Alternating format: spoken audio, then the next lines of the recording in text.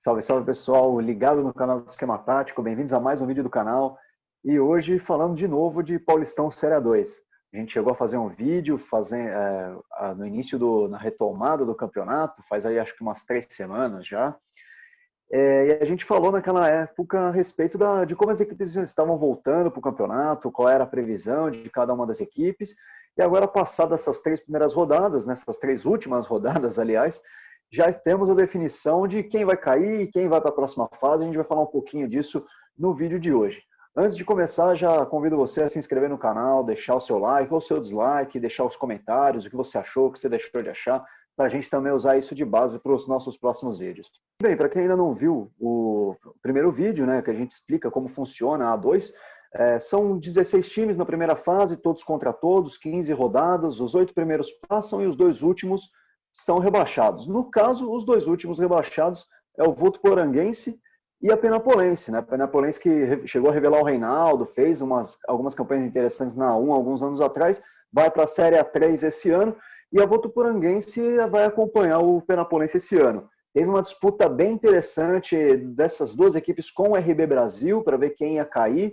Na última rodada, o RB perdeu para a Portuguesa, perdeu de 1-0 para a Portuguesa em casa, e acabou se safando porque tem um gol a mais do que a Votuporanguense, né? Que fez uma campanha horrível durante todo o campeonato, chegou a ficar muito tempo na lanterna.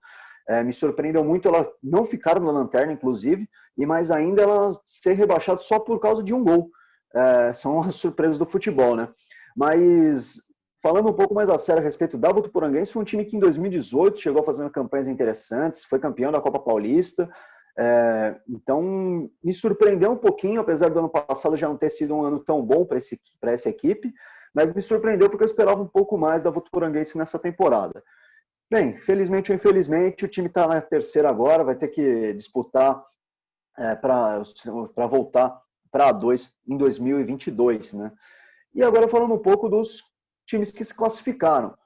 São 8 equipes que passam, as 8 equipes classificadas já na ordem de classificação foram São Bernardo, que terminou a primeira fase em primeiro, São Caetano em segundo, a Portuguesa em terceiro, o São Bento quarto, Taubaté o quinto, depois vem o 15 de Piracicaba, o Monte Azul e o Juventus fechando as 8 posições, né? E antes da gente falar do chaveamento como um todo, eu queria fazer aqui 2 observações que eu acho interessantes, né? A primeira é falar da Portuguesa Santista, né? A Briosa que teve um campeonato interessante no início, chegou a liderar o campeonato, mas que até durante a paralisação teve algumas complicações de gestão, perdeu vários jogadores, teve a saída do Sérgio Guedes também, que foi bastante traumática para o time, ficou meio polêmica essa saída, e isso acabou afetando o time no campo, né? A Briosa que chegou a liderar, terminou em nono, ainda perdeu para o Votuporanguense na última rodada em casa.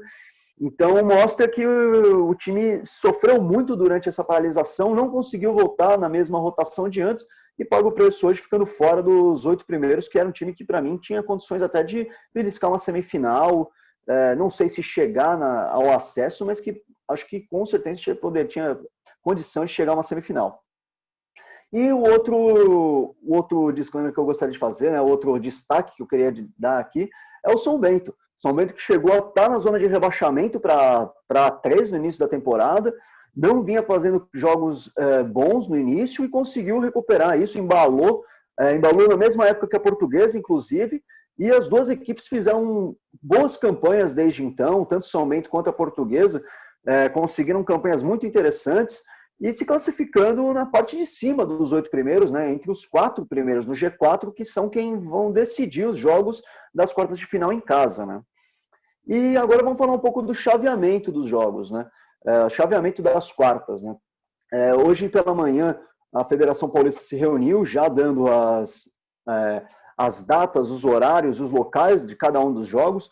Então a gente já tem temos jogos que vai ser entre o Monte Azul e São Caetano, e depois 2 jogos na segunda-feira, Juventus e São Bernardo, 15 de Piracicaba e Portuguesa, e por fim um jogo na terça-feira, dia 8, Taubaté e São Bento. São os 4 jogos, vai ter os jogos da volta, que aí vão ser na outra semana, sexta-feira, dia 11, tem a volta de São Caetano e Monte Azul, no domingo tem São Bernardo e Juventus, segunda-feira, dia 14, Portuguesa e 15 de Piracicaba, e na terça-feira, dia 15, São Bento recebe o Taubaté para definir essas vagas. Bem, falando um pouquinho dos confrontos, né, como um todo, eu acredito que os 3 primeiros colocados, é dizer, São Bento, São Caetano e a Portuguesa, têm uma condição melhor de passar. Eu coloco eles como favoritos nesses confrontos, né? O São Bernardo, como eu já falei no vídeo anterior, né, que a gente falou de Série A2, é um dos favoritos para o título e para o acesso. É uma equipe que voltou muito bem, conseguiu manter, conseguiu manter o mesmo futebol antes da parada, fez bons jogos até aqui e mostrou que tem condição de ir longe. A mesma coisa o São Caetano, é um time que tem um investimento interessante no extracampo, então tem uma grana legal rodando pela equipe, isso mostra que a equipe também tem uma condição diferenciada, uma equipe que tem jogadores bastante rodados, tem o Adson, tem o Domingos, que são jogadores que têm bastante experiência, e é uma equipe que fez uma boa temporada também, como um todo, e nessa volta da A2 também vai fazendo bons jogos, assim como a própria Portuguesa, né? Desde que o Marchiori entrou, são 9 vitórias seguidas, 5 jogos consecutivos sem levar um gol, termina com a melhor defesa do campeonato. Então, coloco à frente do 15 de Piracicaba por conta da boa sequência que tem, sem contar que o 15 é um time que sofreu muito durante a parada, não está tão regular quanto antes, então talvez a Portuguesa tenha mais condição de passar. Mesma coisa de São Bernardo e São Caetano, vão enfrentar times que oscilaram muito. O Juventus, que é o adversário do São Bernardo, sofreu bastante com a paralisação, conseguiu fazer alguns pontinhos interessantes nessa volta, mas eu não vejo como um time tão preparado, tão pronto, tão maduro quanto o do São Bernardo. É a mesma coisa o Monte Azul, outro time que chegou a liderar o campeonato, na parada sofreu muito e vem bastante instável. Então essa instabilidade pode atrapalhar bastante o time do Monte Azul, ainda que tenha aí um ponto a seu favor, que é a distância de Monte Azul para São Caetano, que é uma distância bem longa. Para quem nunca foi para Monte Azul, é uma viagem bastante longa, bastante desgastante, então isso pode pesar a favor do time do Monte Azul, mas ainda assim eu coloco São Caetano como favorito. Acho que o jogo mais equilibrado dessas quartas de final, sem dúvida, é Taubaté e São Bento. O São Bento talvez seja o time mais bem estruturado, como um clube mesmo, até na questão financeira, porque é um time que disputa uma divisão nacional, está jogando a Série C.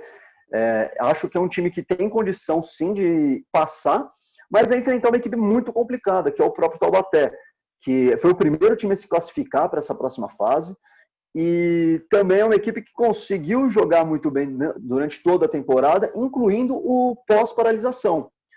Acabou se classificando em quinto por uma combinação de resultados, acabou perdendo para o São Bernardo na última rodada da primeira fase, e até por conta disso acabou terminando essa posição. É o confronto mais equilibrado, eu vejo o Taubaté um pouquinho à frente do São Bento, mas assim como eu falei no início, o São Bento vem embalado também, assim como a Portuguesa, é um time que não perde há bastante tempo, tem uma sequência interessantíssima no torneio, e eu coloco um jogo muito equilibrado. Acho que vai ser o jogo mais difícil de todos, né? E agora a gente tem que esperar os jogos, né? Difícil a gente fazer um prognóstico, até porque fazer um prognóstico para semifinais, até porque os pontos ainda vão continuar contando para as semis, então existe a possibilidade de, por exemplo, a Portuguesa terminar com a melhor campanha de geral, e outros times também podem surpreender, e isso vai acabar contando na hora do chaveamento das semis. Então não tem como a gente pensar aqui, fazer algum tipo de previsão de como serão esses jogos mais para frente. Mas a gente vai assistir aí alguns jogos interessantes, com certeza. Para quem gosta de futebol, para quem porventura torce para esses times, vão ser jogos bastante equilibrados. E vamos ver o que nos aguarda, né, pessoal?